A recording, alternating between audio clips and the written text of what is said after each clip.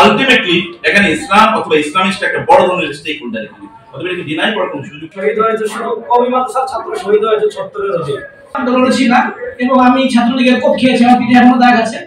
এগুলো তো রেকর্ডেড এবং এগুলো মিডিয়ার মাধ্যমে প্রাপ্ত। এর মধ্যে যারা আহত হয়েছেন অসংখ্য আছে।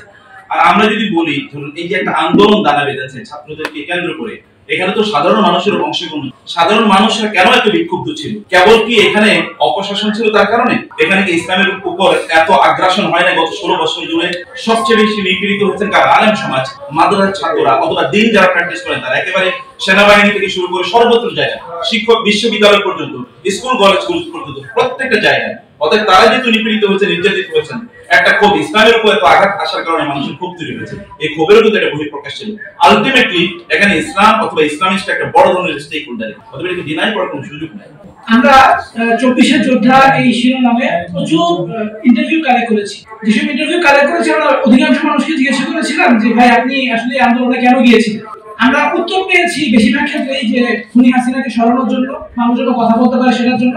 এবং তারপর আমরা যে উত্তরটা পেয়েছি যে আমরা আল্লাহর কাছে সন্তুষ্টির জন্য আমরা এখানে গিয়েছি। আমরা এই যে উত্তর পেয়েছি সেটা হচ্ছে আমরা শহীদ হওয়ার জন্য পেয়েছি। আমাদের এরকম অনেক ভিডিও ডকুমেন্ট আছে যেখানে তারা বলেছে সকালবেলা ওযু করে আমি গিয়েছি যাতে যদি মারা যাই ওই অবস্থার জন্য মারা যায়।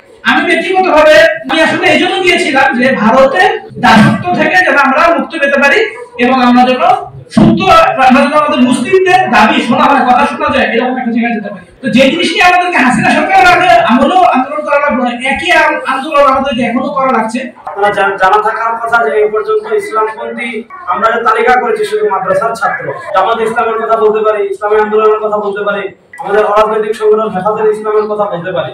এই ফ্যাসিস্ট সরকারের পিছু আমলে সবচেয়ে বেশি যারা আন্দোলন করেছে তাদের ভিতরে অন্যতম হেফাজতে ইসলাম। এটা আজ থেকে না, 2013-তে হেফাজতের প্রায় 17 অধিক শহীদ হয়েছে, 2021-এ শহীদ হয়েছে। এরপর আপনারা জানেন যে এই আন্দোলনের সবার আগে 4 তারিখ 5 তারিখ শাহবাগে গিয়ে আনুষ্ঠানিকভাবে ইসলামী আন্দোলন বাংলাদেশ সমর্থন জানিয়েছে। 5 তারিখ সবার আগে কারফিউ ভেঙেছে ইসলামী আন্দোলন। সুতরাং এই আন্দোলনে ইসলামপন্থীদের অবদান এটা তো সূর্যের মতো, এটাকে অস্বীকার করা মানে আপনি সূর্যের অস্তিত্বকে অস্বীকার করার মতো। এটা করে আর নতুন করে আসলে বলার মতো